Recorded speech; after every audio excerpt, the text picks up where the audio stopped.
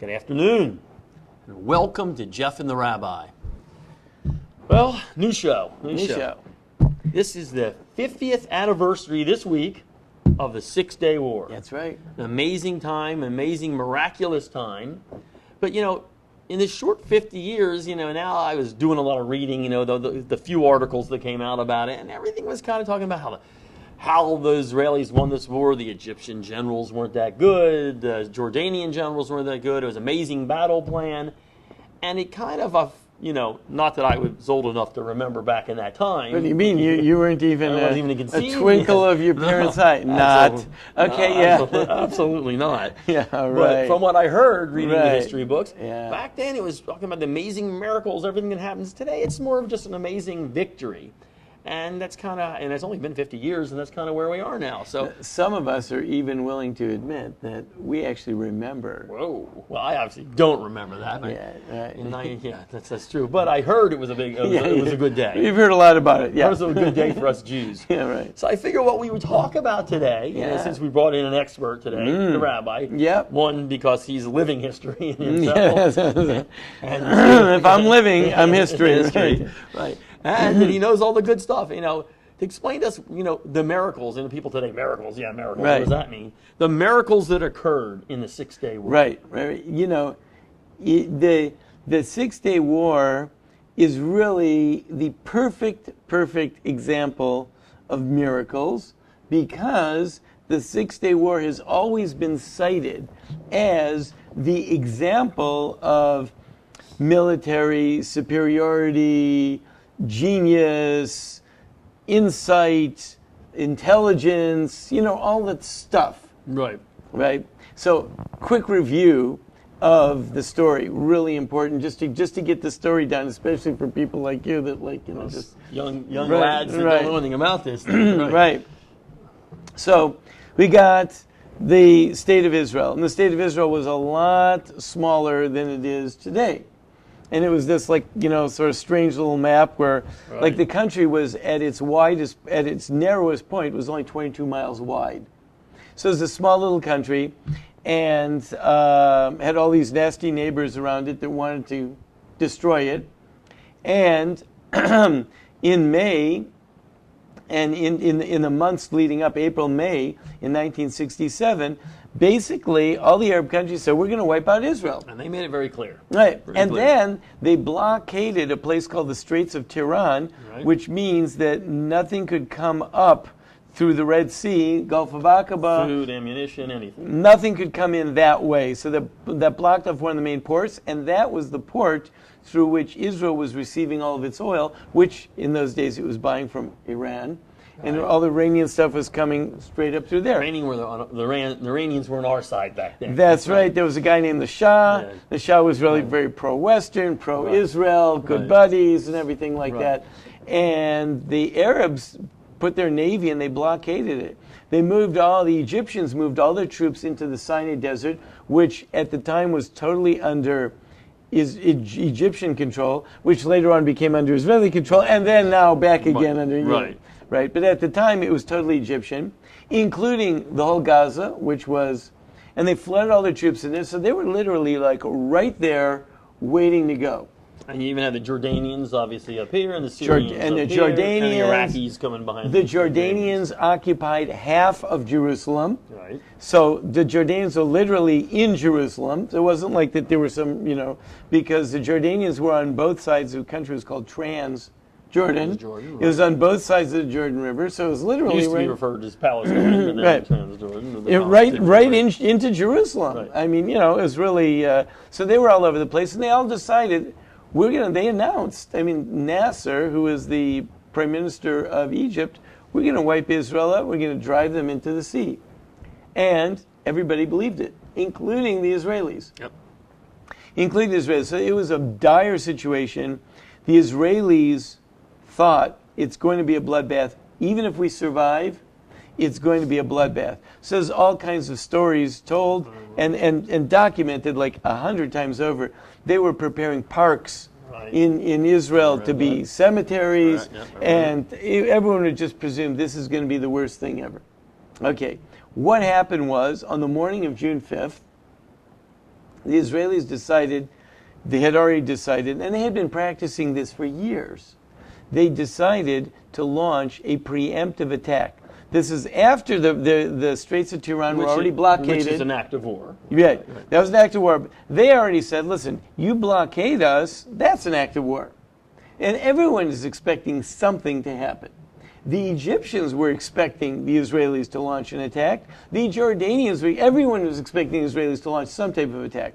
What they did was... Just to add to people so they understand, the combined Arab forces were almost double what the Israeli forces. Oh, the way tanks more than and double. Maybe it was way more than double. Way more than double. The tanks and the planes were way more than double. Yeah. So that's why it was. I think people were thinking this might have been the end. Of Israel, Yeah. right? Yeah, I mean, you're talking about a huge discrepancy in the number of military, in the number of munitions and tanks, planes, all that stuff, and also soldiers, plain out and out soldiers. There's like many millions more than there were Israelis. Right.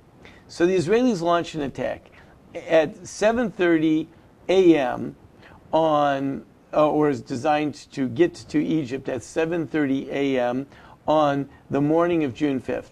Now, what they did was they decided they're going to fly low under the radar. They flew 100 meters off the ground. Jet planes, 100 meters off the ground is really low for a jet plane. You know, you're flying really low. They flew very low from Israel, low to try to get under the radar, and they came into Egypt. They went to the airfields. All the Egyptian Air Force was on the airfields. They bombed the airfields within a half hour or something like that in a very short period of time. The entire Egyptian Air Force was decimated. Yep. Now, it was the Egyptian Air Force was the big Air Force. None of the other Arab countries had an Air Force. Once they had no Air Force, so Israel had not air superiority, they had total control. Right. It wasn't even superiority. There were no other planes in the sky. And once they had that, then they could start fighting a war with a tremendous advantage. Within 6 days, they had taken over all this stuff. And of course, the Jordanians made the huge blunder. Israel said to them, stay out and we won't take over your territory. The initial reports from Egypt were, we're wiping out the Israelis, we're rolling ahead, we're going to be intelligent. They believed it, so they said, we better get in on this because otherwise we'll miss out on the spoils. Right. So they started bombing Jerusalem. The Israelis said, okay, you're now a combatant, and then they got taken over also. They really turned their attentions then. There was some really tough fighting in Syria. They took over the Golan Heights, which was really tough fighting, but they ultimately took over that. When it all was stopped, the Israelis were at the Suez Canal. The Israelis were on top of the Golan Heights, 30 miles flat from Damascus. Right? Not even, just flat, they were already on top, so they could just straight to Damascus. They had taken over the entire west bank of the Jordan River, all of Jerusalem. The Sinai Peninsula. The Sinai Peninsula, of course, they got all the way up to the Suez, so they took over all Sinai. Right. So they had it all. Okay, that was all in 6 days, and then they decided to declare some type of a truce. Okay. I think the UN made sure they had that truce because they didn't want them to keep going. That's right. Yeah. That's right. So now, what happened? Everyone in Israel is euphoric, and they are celebrating, and the Western Wall is back under Israeli control, and the cities like the ancient cities of Hebron and all this stuff. It's just unbelievable. The country is like quadrupled in size in a few days, and everyone is totally euphoric. The Israeli army comes out, and of course the Air Force, like, unbelievable. Everyone's writing books. Can you believe it? So brilliant. The attack was brilliant, and it was executed brilliantly, and all things unbelievable. And everyone can't believe the Israelis are so smart. The Israelis are so intelligent. The Israelis are so brave. The Israelis, really very nice.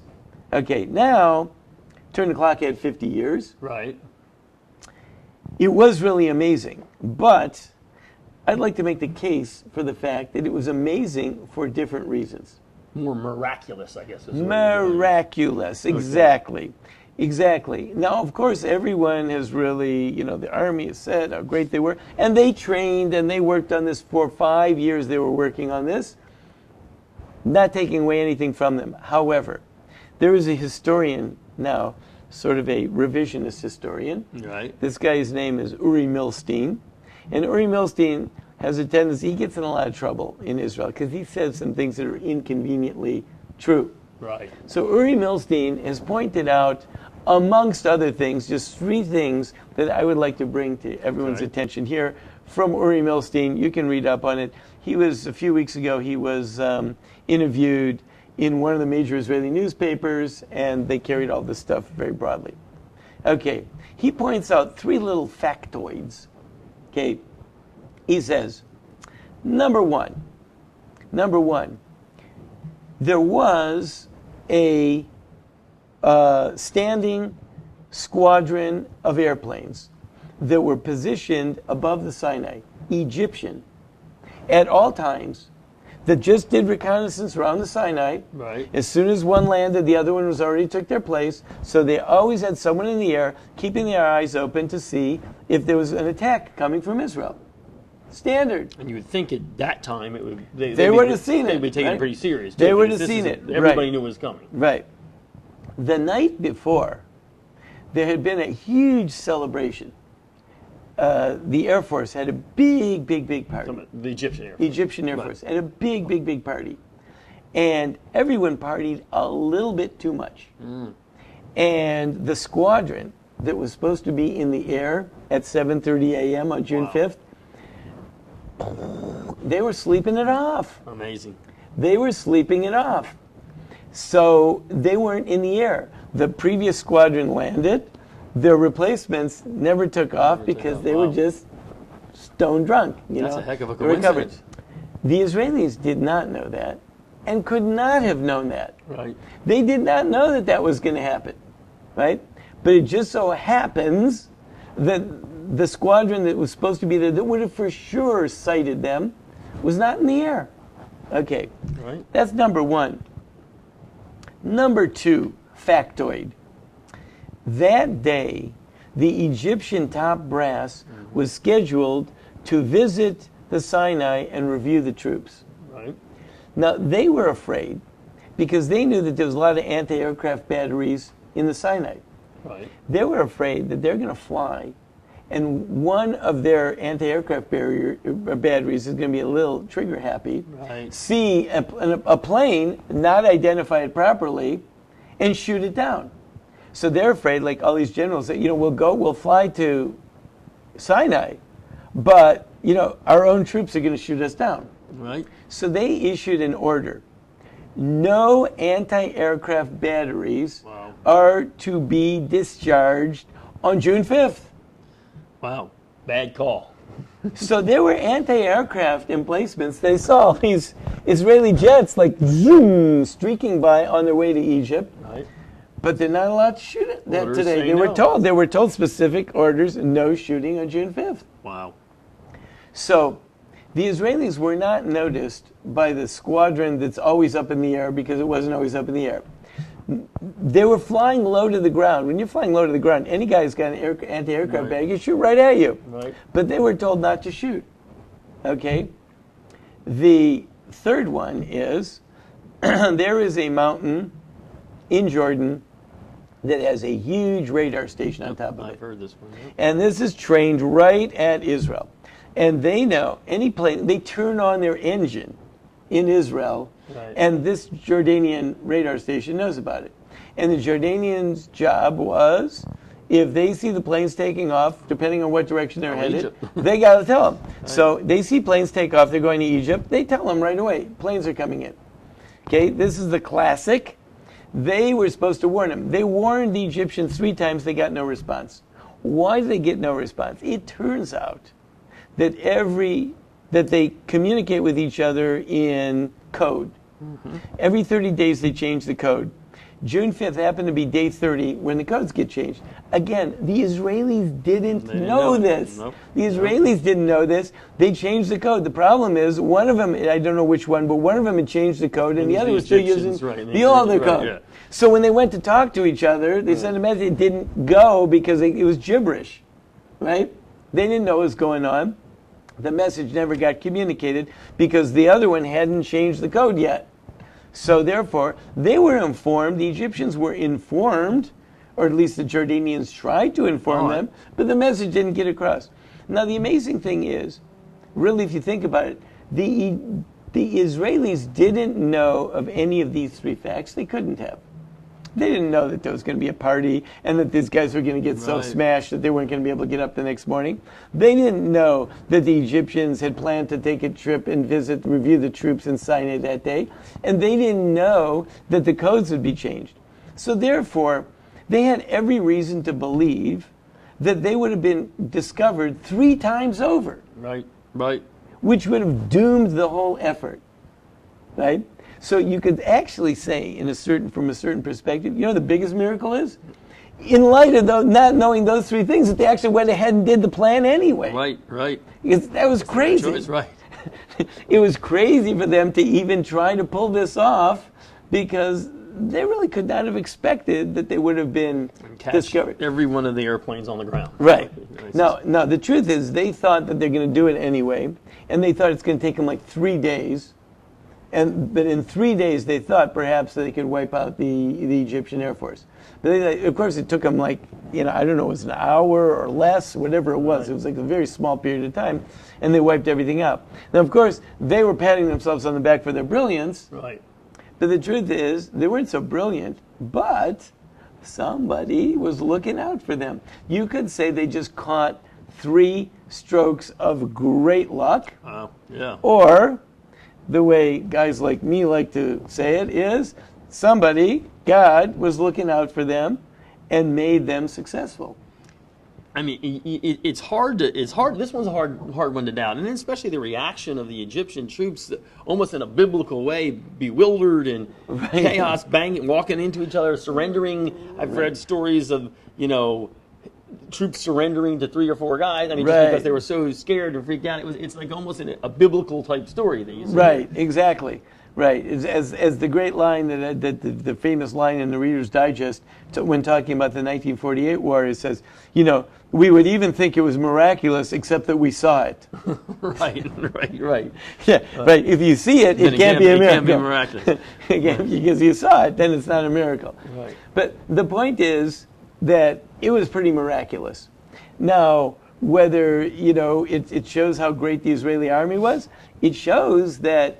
You're a great army when you've got someone looking out for you, doing these great and miraculous things for you. Absolutely. Which sort of tells us that this wonderful victory was really a miracle that should be appreciated as a miracle and not as a brilliant textbook case.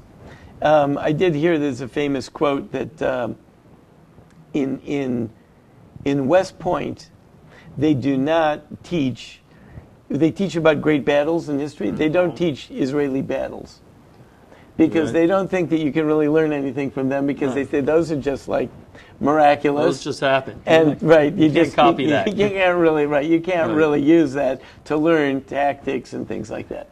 So even though they had this brilliant plan, and everyone's been talking for 50 years about this brilliant plan to fly low and catch them and all asleep and all that stuff. And by the way, they chose 7:30 in the morning because they knew that that's when the pilots go to breakfast. Right, so they figured they would give them the most time because it was hardest for them to get away from breakfast. Right. If they had to go run to their planes and all that.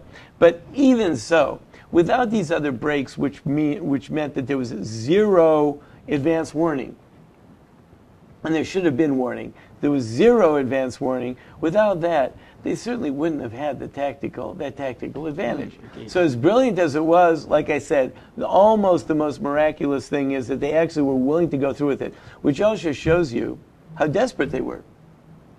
True. This was like a desperation move. This is like the Hail Mary move because they didn't know what else to do. And it worked out. And it worked out perfectly. I mean, literally, when it was all said and done, it was 20 times the casualties over on I think maybe 1,000 Israeli casualties to 20,000, deaths to 20,000 of the Arabs' deaths. It wasn't even close. When it was said and over, it was a slaughter. Right. Well, the question I have about it, because, it's hard for me to read this and not see God in it, and And it's only been 50 years. It's not like we're talking about something that happened back in Haman's time or Right. a Hanukkah story or something like that. Right. How then today? Is it verifiable facts? I mean, all verifiable there. facts. It's filmed, it's there. Right. So my question is, how then today, when I look at what goes on just in this country alone and in Europe, in the Western countries, how do we today forsake Israel so badly in this country? The entire, the progressive left literally is against Israel. I was talking about the other day, you know, we have the story of the movie Wonder Woman. I don't know if you've heard of it. Wonder Woman has an Israeli actress. She's Israeli, yeah. She's Israeli. And the left, progressives, are boycotting the movie. Obviously, they're boycotting in Lebanon. We understand that. But in this country, they're boycotting because there was a picture of the actress with her daughter praying and doing the Shabbos prayers, but also saying in her prayers she wrote to defend and protect her fellows in the IDF. So they're boycotting the movie in the left. How do we come to a point where you know who the good guys are? Which is amazing because this movie is supposed to be the ultimate, like, feminist statement movie. Well, that's what they started saying, this is a great feminist, and they're saying, no, she's not a feminist. Right. And they're attacking her because of Israel. And the point I'm trying to make is, listen, I mean, how can we sit here today and people get it so wrong? Listen, God, it's not hard to see whose side God is on here, and this is pretty clear. How could the entire left in this country and the people in the West stand up for Islam, protect everything from Sharia law to stoning women? You have to think that's protecting, and be against Israel. Is that part of his plan as well? Because it makes no sense. It's irrational when you see what happens to the people that are against Israel. It never works out too well. Hey, I've got an answer for that. Okay. It's maybe the surprise answer. Right. It might not be the popular answer. Right. But it could very well be. If all this miraculous stuff happened in the 6-Day War, and when it was all said and done, the Army or the Air Force said, wow, look how good we are. Okay. It could very well be that God said, how good you are. Right. Like, why did someone give me some credit? Right. Maybe God said, oh, okay, well, you think you can go it alone? Here, go it alone. I hope that's not the answer. I hope that's not the answer. You know, and it may be that if we, the Jewish people, would learn to give credit where credit is due and say, hey, God, wow, you really did a good one for us, then maybe then God would say, okay, you know, thank you, and watch the next one. But maybe if he says, oh, okay, you think you can handle it by yourself? Well, here, see how it goes. Well, we obviously, as Jewish people do, you know, we've got the story of Esther, we still talk about. The story of Hanukkah, we still talk about. The crossing the sea, we still talk about. So, I mean, Jews do give credit for the most part. But to God, you know, I don't know if you read the 6 Day. I have books about the 6-Day War. And the books usually are talking about the brilliance of the Air Force. And who's writing the books. Right. They don't really, you don't talk too much about, like, you know, how we caught a great break. As a matter of fact, this guy Milstein, right, the guy who's bringing up all this, like, you know, revisionist, uncomfortable facts. Right. So he actually was Israeli Air Force historian, but they fired him. They fired him because he wasn't really, you know, like he wasn't really doing it for him. So he's the former Israeli Air Force historian. Now, he's not a particularly religious guy, so he wasn't like plugging God. I'm saying when I read it, it says to me, God. And maybe what we need to do is start giving God a little bit more credit. And if we give God more credit for running things, maybe he will actually step up and make some things work out for us in other areas too. Well, and that can very well. So maybe we got a twofold problem. One side, we have people that are not just not going to credit God, they're going to do everything against God. And then the guys that are getting the help from God, not giving credit to God. So maybe. And of the two of them, which am I more in control of? I can't really control all these Wonder Woman boycotters, right? They don't really. I don't even have any. They don't read my Facebook page, you know. So maybe you need to get more viral on your Facebook page. Maybe you know, it could very well be that they're not even watching this, which would be amazing. But it could be. Let's not go that far. But still, I know where you're going. I see. But when it comes to me giving credit to someone for the great victory in the 67 war, maybe it's time after 50 years to say, wow, God really did a great deal. We saw miraculous things from God in 1967, and God willing, he'll do more great miraculous deeds. Well, all right. Well, so you have an easy answer for this one. Easy. It is an easy answer. Because to me, it's hard for me to look at and see anything else but the hand of God there. But maybe that's a difficult reach. For a lot of people. According to me, life is so simple. Yeah, you're right. It is. Yeah, you must sleep well at night. You have nothing to worry about. It's great. I like that. Life is just simple. Life is easy. All right, so maybe this week's homework for our audience is look at what's going on in the world. Yeah. Maybe see a little bit more God in that world. That's right. And give them credit. And give them credit's due. Yeah. All right, good. All right, great story. Great miracles. All right, we'll see you next week.